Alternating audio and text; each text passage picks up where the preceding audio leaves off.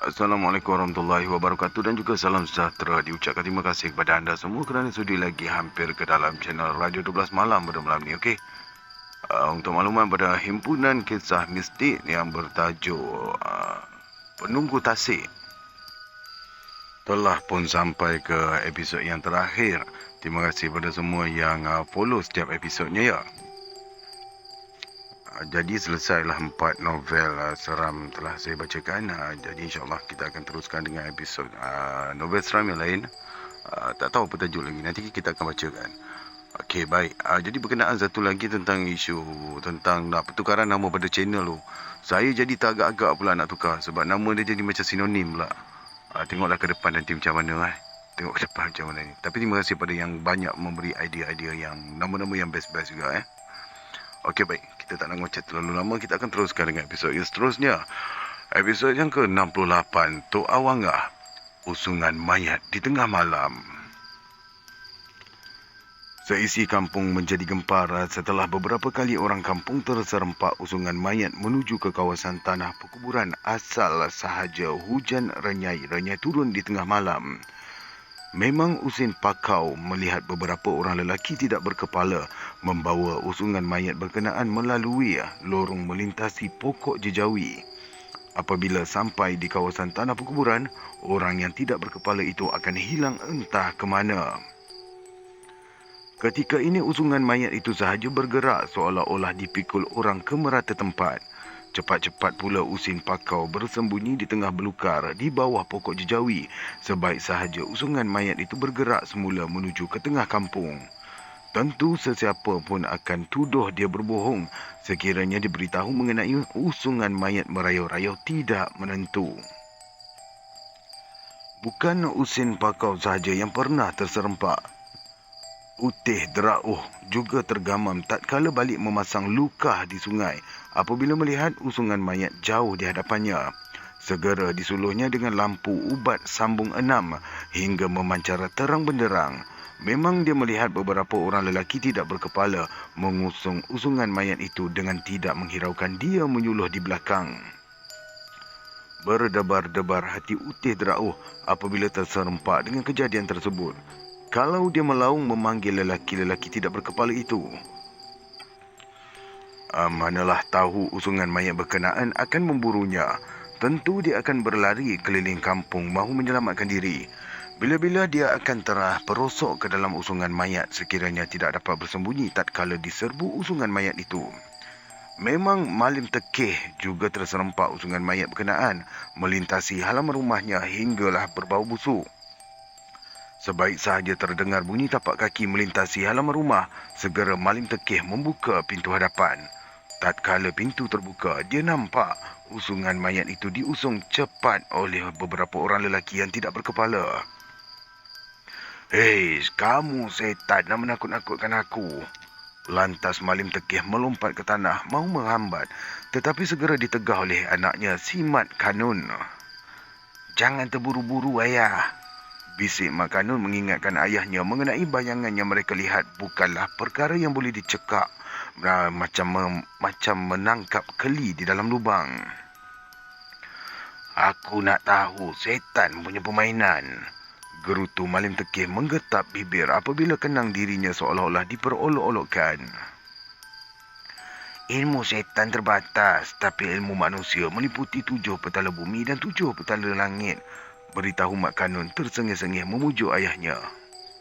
"Tapi kau bimbang manusia akan terpengaruh," ujar Malim Tekeh setelah seisi kampung semakin bimbang dengan jelmaan usungan mayat merayau-rayau tatkala malam yang menjelang. Dia diberitahu Usin Pakau sudah bersiap-siap membuat ancak untuk menjamu puaka di batu bertimpuh di pinggir hutan. Usin Pakau ingatkan orang-orang kampung mengenai batu bertimpuh yang tersegam di alur air di kaki bukit seolah-olah gadis tengah duduk bertimpuh. Tentu puaka batu bertimpuh itu menjadi berang setelah tidak diberi makan ancak semenjak kematian Pawang Lamit. Satu-satunya yang tahu mengenai memberi makan ancak di tepi batu bertimpuh itu memang Pawang Lamit yang sudah ditugaskan menjaganya sejak bertahun-tahun. Pawang Lamid tahu mengenai asal-usul batu bertimpuh yang tersergam pada alur anak air berkenaan. Sebab itu, dia desak orang-orang kampung menjamu ancak dengan menyediakan ayam panggang mentah seekor, telur rebus 7 biji, bertih 7 piring, darah sembelihan ayam 1 tempurung dan pulut kuning 3 piring. Setiap tahun, Pawang Lamid akan berjamu ancak biar puaka di batu berkenaan tidak mengganggu penduduk. Mereka akan dililit dengan kain kuning sebagai tanda di bawah perlindungan Pawang Lamid biar puaka pada batu bertimpuh itu surut ke belakang. Sudah tentu puaka berkenaan akan gementar sebaik saja melihat kain kuning yang ditangkal Pawang Lamid terikat pada lengan. Kalau puaka berkenaan gagahi juga mahu mengganggu, nescaya Pawang Lamid akan menyeru jelmaan moyang labang berdiri di hadapan batu bertimpuh sehingga kepala cecah ke awan. Tapak kakinya sama lebar dengan bukit berkenaan akan memijak puaka yang berlindung pada batu sampai ranap tidak bersisa. Lainlah kalau puaka itu tidak dijamu ancak, memang menjadi kesalahan Pawang Lamid. Tetapi setelah dijamu ancak, puaka tersebut tidak boleh lagi mengganggu mengikut syarat yang ditetapkan oleh moyang labang. Memang moyang labang akan memarahi Pawang Lamid sekiranya tidak berjamu ancak, biar puaka di batu bertimpuh itu tidak mengganggu sesiapa. Setelah bertahun-tahun Pawang Lamid meninggal dunia, tiada siapa pun yang berjamu ancak. Sebab itu Usin Pakau bersetuju buat jamu ancak asal sahaja jelmaan orang tidak berkepala mengusung usungan mayat merayau di tengah kampung tidak mengganggu sesiapa. Tentu Usin Pakau perlu bertanggungjawab meneruskan usaha arwah datuknya, Pawang Lamid yang menjaga puaka yang berkeliaran. Di batu bertimpuh itu, Pawang Lamid menghambat sesiapa sahaja puaka yang mengganggu biar senang dikawal. Apabila dikurung di situ, semua puaka akan dijamu ancak setiap tahun. Demikian syarat yang ditetapkan oleh moyang labang apabila Pawang Lamid menyeru tercegat di sisinya. Ketika jembalang tanah merasuk anjang Tiamah, memang Pawang Lamid melihat perempuan hodoh dengan tubuh memanjang laksana ular melingkar di sisinya. Kalau berkeras, dia menyambar anjang Tiamah, sudah tentu jembalang tanah akan mencerut kuat sampai sesak nafas.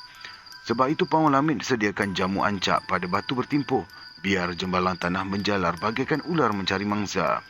Sebaik saja jembalang tanah menjamah jamu ancak, nescaya ia akan terkurung di situ dengan dikawal ketat oleh moyang labang. Cubalah jembalang tanah melawan setelah diberi jamu ancak.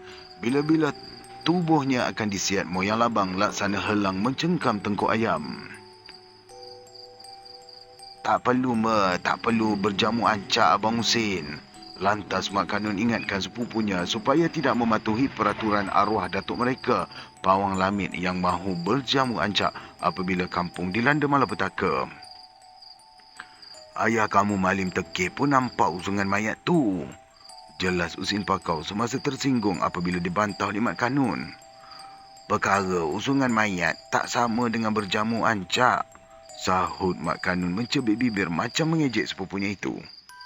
Kalau begitu, terpulanglah pada kamu, gerutu Usin Pakau bagaikan merajuk dengan keputusan Mak Kanun tidak mahu berjamu ancak. Sekiranya orang-orang kampung berterusan gempar dengan jelmaan usungan mayat merayu-rayu di dalam kampung, dia tidak akan bertanggungjawab apa-apa. Biarlah seisi kampung salahkan Mak Kanun kerana membantah keputusan dia. Apalah salahnya mereka berjamu ancak, hantarkan seekor ayam panggang mentah, 7 piring bertih, 3 piring pulut kuning, 7 biji telur rebus dan 1 tempurung darah ayam. Selepas dijamu ancak, sudah tentu jelmaan usungan mayat diusung lelaki tidak berkepala itu tidak mengganggu lagi. Mereka tidak terserempak tatkala berjalan malam hingga termengah-mengah ketakutan. Apalagi kalau balik dari surau selepas isyak, sudah tentu bertambah kecut perut tidak menentu. Tetapi Mak Kanun tidak mahu mengalah.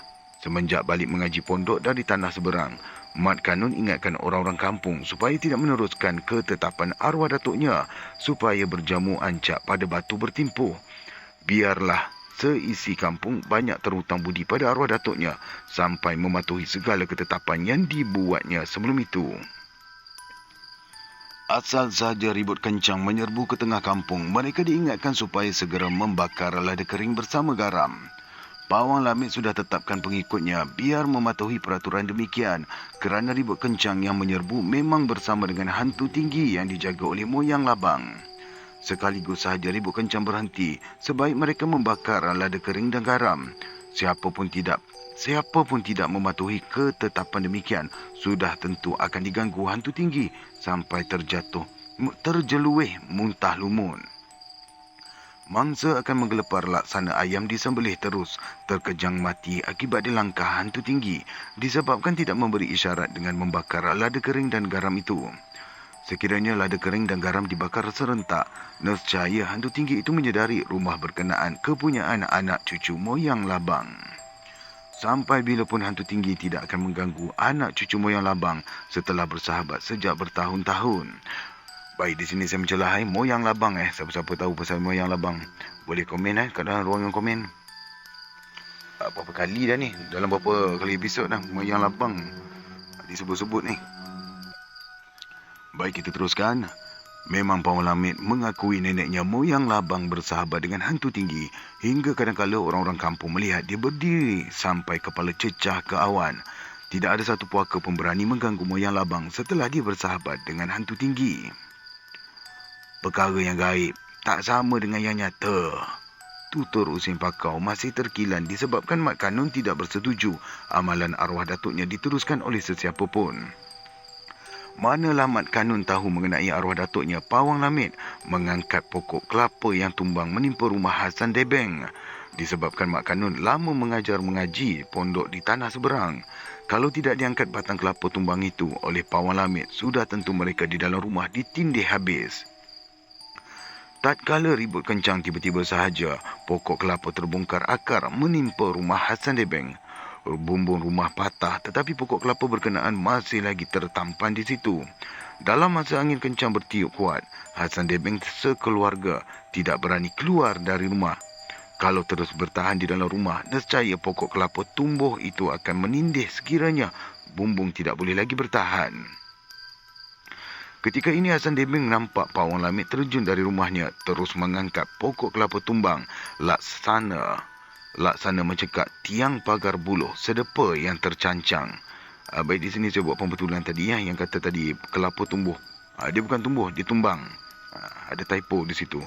Baik, saya teruskan. Mudah sahaja diheretnya batang kelapa, malah kerbau tengah naik minyak juga menggelepar apabila dicekak tanduknya oleh Pawang Lamit. Memang Mak Kanun tidak banyak mengetahui mengenai arwah datuknya, Pawang Lamit, kalau dibandingkan dengan sepupunya Usin Pakau. Lagipun Mak Kanun tidaklah rapat sangat dengan arwah datuknya setelah dihantar ayahnya Malim Tekeh belajar agama di tanah seberang sejak berumur belasan tahun lagi. Tatkala arwah datuknya menutup mata pun memang Mak Kanun tidak dapat menatap bersama. Tetapi sebelum meninggalkan kampung halaman untuk belajar pondok di tanah seberang, memang Mat Kanun terserempak datuknya Pawang Lamit diserbu Jaaman Gila dengan parang yang terhunus. Tiba-tiba sahaja Jaaman Gila terlepas pasungan terus mencapai parang yang terselit di dinding. Lantas jiran-jiran memekik memberitahu supaya sesiapa sahaja mencari perlindungan setelah Jasman Gila mengamuk. Baik, di sini disebut Jasman pula. Tadi Jaaman. Tak apalah, kita guna perkataan nama Jaaman ni ya. Baik, kita teruskan. Siapa lagi yang boleh diharap memujuk Jaaman Gila kalau bukan Pawang Lamit yang merawatnya sejak beberapa tahun. Tidak pernah Jaaman Gila menjadi berang hingga mengamuk mahu memangkas mangsa. Mereka tahu Jaaman Gila terlanggar pantang setelah Pawang Lamit berjamu ancak pada batu yang bertimpuh. 3 hari berturut-turut tidak dibenarkan menjamah makanan berdarah. Sebaik saja Pawang Lamit menjamu ancak, tetapi Jaaman Gila berdegil juga mendesak isterinya memasakkan gulai semilang asam pedas. Menyiang ikan semilang sama juga dengan melapah daging akan memercikkan darah. Hanya darah sudah dipantangkan oleh Pawang Lamit setelah berjamu ancak selama 3 hari berturut-turut. Apa salahnya setakat menjamah sayur mayur sahaja dalam tempoh 3 hari yang dipantangkan oleh Pawang Lamit. Tetapi Jaaman Gila seolah-olah mahu menguji pantang larang yang ditetapkan oleh Pawang Lamit. Tidak lama selepas menjamah masak ikan semilang gulai asam pedas itulah Jaaman Gila mengidap sakit kepala yang berdenyut-denyut. Puas dipupuk pisang muda biar sejuk menyusup kepala. Namun sakit berdenyutnya itu berterusan juga. Sengaja Cak Aman gila mahu isterinya memberitahu Pawang Lamit disebabkan sejak bertahun-tahun tidak pernah diharapkan lelaki itu membantu. Bukan Pawang Lamit sahaja dukun di kampung berkenaan, hingga seisi kampung terlalu berharap pada lelaki tersebut. Apabila sakit kepala menyerang, Cak Aman gila sendiri bacakan jampi serapah dan letakkan kapur pada daun sirih. Kemudian dia akan bacakan perlahan. Entak-entak ngat-ngat sarang buku buluh. Daging jangan merengat urat, jangan mengentak. Tulang jangan luluh kabul. Aku mengubat sakit kepala berkat. Setelah ditampalkan daun sirih bersama kapur pada kepalanya, Cak Aman gila terasa denyut kesakitannya beransur hilang. Tetapi sakitnya akan berulang lagi setelah beberapa jam sahaja. Dia tidak mengalami sakit kepala. Hinggalah tengah malam, tatkala dia merasa kepalanya bagaikan ditusuk pahat. Barulah isterinya si Senah termengah-mengah berkejar ke rumah Pawang Lamit memberitahu keadaan suaminya. Memang Pawang Lamit tidak berdendam apa-apa. Sekalipun dia menyedari Cak Aman gila seringkali mengejeknya. Biarlah Cak Aman gila menuduh dia mematuhi perintah puaka, tetapi bukan mudah mahu menerangkan perkara yang tidak boleh dilihat dengan mata kasar. Manalah Cak Aman gila tahu mengenai nenek moyang keturunannya, moyang labang bersahabat dengan jelmaan puaka hantu tinggi itu. Kalau Cak Aman gila tidak mahu menerima dia menjadi dukun di kampung berkenaan, Pawang Lamit tidak memaksa apa-apa. Dia juga tahu mengenai Cak Aman gila sudah kerap kali dijemput orang untuk mengubati sesiapa sahaja yang terkejang sakit. Asal sahaja diganggu pelesit, mereka akan meminta bantuan Cak Aman gila, biar pelesitnya merasuk cepat-cepat berundur. Cubalah Ya Allah, datang dah. Baik, kita ulang balik ya. Bukan parasit bukan resdung, bukan. Cubalah pelesit merasuk penduduk kampung, nescaya Cak Aman gila akan tenyeh dengan lada hitam sampai mangsa terjerit-jerit kesakitan. Mereka percaya ketika itu bukan mangsa yang dirasuk terjerit-jerit, tetapi pelesit yang merasuk terkial-kial mahu melepaskan diri. Apabila Cak Aman gila menghembuskan ubun-ubun mangsa, lantas dia membacakan, "Songsang tapak songsang hati jantung engkau. Patah sendi, patah layang, patah alih-alih. Ambil besi, petuakan pemarak hati jantung hempedu rawan engkau. Datang engkau terlentang, pulang engkau tertangkup. Jenjang lama engkau balik, berkat." Sebaik sahaja asal-usulnya diungkit, nescaya pelesit tidak boleh bertahan. Malu sangat hantu puaka apabila asal-usulnya diungkit menyebabkan ia cepat berundur melarikan diri. Tetapi selepas seisi kampung bertumpu pada Cak Aman gila, dia mula mengumpat Pawang Lamit. Hinggalah dia mengerang-gerang sakit kepala tengah malam. Pawang Lamit datang juga menjengah setelah diberitahu Senah. Terpaksa Pawang Lamit minta sediakan 7 geluk air dibubuh bunga 7 warna. Cak Aman gila mesti diubat dengan menyeru moyang labang menjelma serta-merta. Memang Pawang Lamit tidak mampu memulihkan Cak Aman gila hingga berterusan menjadi tidak siuman. Lama jugalah Cak Aman gila tidak siuman. Tiba sahaja dia mengamuk sebaik sahaja terlepas pasungan. Dia mencapai parang di dinding, terus menyerbu menghambat mangsa yang melintas. Mujur juga Senah sempat memberitahu jiran-jiran supaya berlindung setelah Cak Aman gila mengamuk tidak ketahuan. Ketika inilah, Pawang Lamit menghalang Cak Aman gila supaya campakkan parang ke tanah. Sebaik sahaja melihat kelibat Pawang Lamit, tidak bertangguh Cak Aman gila menyerbu mahu memangkas pantas. Tatkala Cak Aman gila hampir mahu menetapkan mata parang, dia tiba-tiba sahaja terkaku tidak boleh bergerak. Cak Aman gila terketar-ketar dengan mata meliar bagaikan ketakutan tidak menentu. Masakan orang tidak siuman tahu mengalami ketakutan hingga tidak tertangguh membuangkan parang yang tergenggam di tangan. Setelah dipujuk baik-baik oleh Pawang Lamit, barulah Cak Aman gila dapat ditenteramkan. Tahu sangatlah Mak Kanun mengenai keberanian arwah datuknya Pawang Lamit menghalang Cak Aman gila tengah mengamuk. Tetapi setelah dihantar oleh ayahnya belajar pondok ke tanah seberang, Mat Kanun sekadar diberitahu mengenai kematian datuknya. "Kalau arwah Haki ada ni, Tentu tak ada malapetaka macam ni. Gerutu Usim Pakau disebabkan orang-orang bersetuju dengan keputusan Mak Kanun supaya tidak berjamu ancak. Tahu ke kamu ni nak berjamu ancak? Sengaja Hasan Debeng menguji keberanian anak saudara isterinya itu. Kita cuba je lah dulu. Sahut Usim Pakau serba salah juga sekiranya seisi kampung desak dia buat berjamu ancak. Bukan mudah mahu berjamu ancak kalau sekadar mahu terikut-ikut sahaja. Perkara siapkan sedulang jambar perkakas ramuan ancak tidak sama dengan menyeru jelmaan moyang labang. Manalah tahu yang menjelma di depan mereka bukanlah moyang labang, tetapi puaka jembalang yang sengaja mencari kesempatan. Sebab itu, Usin Pakau tidak boleh beranikan hati mahu berjamu ancak kalau tidak memahami syarat dan petua aturan. Lainlah Pawang Lamit memang mahir mengenai jelmaan yang tercegat di hadapannya. Kalau bukan moyang labang yang menjelma, nescaya akan diserbu Pawang Lamit hingga tengkuk puaka jembalang itu dicekak sampai tercungap-cungap. Tahu sangat Pawang Lamit tidak ada satu pun puaka jembalang mampu bertahan sekiranya berdepan dengan manusia. Ilmu setan terbatas. Oh, maafkan saya, salah dialog orang ni. Saya ulang balik ya. Ilmu setan ni terbatas. Tutur Mat Kanun ingatkan jiran-jirannya supaya sama-sama solat hajat berjemaah di surau tatkala berhadapan dengan malapetaka. Hanya Allah yang maha berilmu, sebab itulah kita berserah kepadanya. Perlahan diharapkan mereka semua tidak terpengaruh sangat dengan kejadian usungan mayat bergerak tengah malam itu. Sebab itulah kami jemput ustaz ke surau, ujar Malim Tekeh setelah seisi kampung berkumpul di surau. Terkejut juga saya apabila diberitahu Malim Tekeh mengenai kejadian usungan mayat bergerak pada tengah malam, lantas menjemput saya ke surau mereka. Memang saya tidak menduga apa-apa semasa Mat Kanun meminta jengah ke kampungnya, disebabkan lama sangat tidak bersua dengan Malim Tekeh. Apalagi semasa saya menetap di kampung mereka, memang keluarga Malim Tekeh menjadi tempat saya bertumpu. Seringkali juga Malim Tekeh beritahu saya mengenai anaknya Mat Kanun belajar pondok di tanah seberang. Apabila Mat Kanun beritahu mengenai dirinya anak Malim Tekeh tatkala menemui saya mengajaknya ke surau di kampungnya, terasa juga bangga di hati saya. Apalagi keramahannya serta budi bahasa yang meruntun perasaan.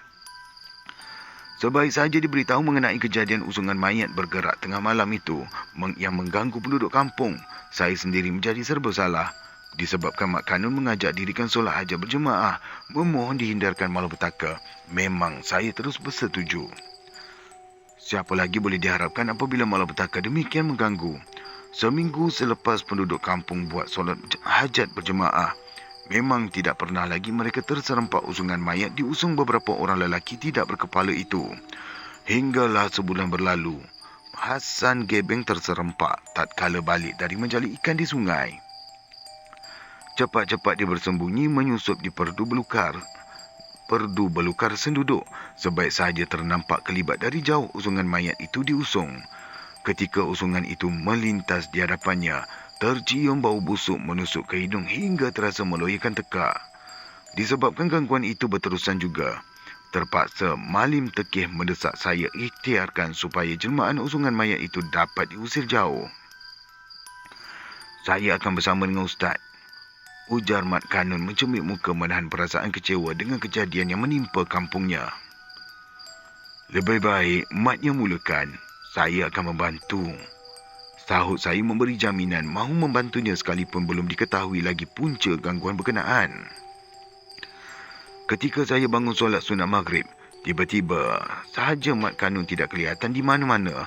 Malim Tekeh juga tidak menyedari bila anaknya turun meninggalkan kami di atas surau setelah sama-sama berjemaah maghrib.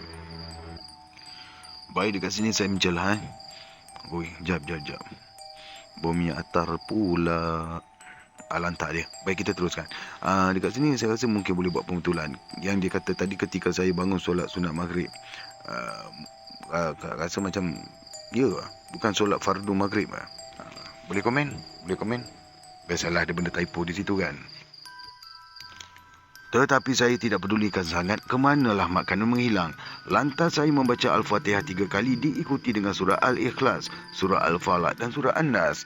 Tatkala saya merasakan diri saya melambung tinggi ke udara, sekaligus saya melihat Mat Kanun mengikori usungan mayat yang diusung beberapa orang lelaki tidak berkepala. 3 kali Mat Kanun hentakkan tumit ke tanah. Tiba-tiba sahaja lelaki-lelaki berkenaan tersentak. Cepat-cepat mereka campakkan usungan mayat berkenaan. Tetapi usungan mayat itu terapung-apung di udara, tidak jatuh terumban. Lantas, Mat Kanun membacakan 3 kali. Baik, di sini dia ada ayat daripada Quran kan. Saya takut tersalah baca. Jadi saya akan skip. Dan satu lagi surprise. Terima kasih mendengar dari mula sampai habis. Dan cerita ni bersambung. Bersambung lagi. Terima kasih guys. Kita akan bertemu lagi di episod yang seterusnya. Episod untuk sambungan yang ni, episod yang seterusnya adalah episod yang ke-69. 69 ni yang bertajuk Perempuan Janda Bersuami 7. Baik, insyaAllah kita bertemu lagi. Terima kasih. Assalamualaikum warahmatullahi wabarakatuh.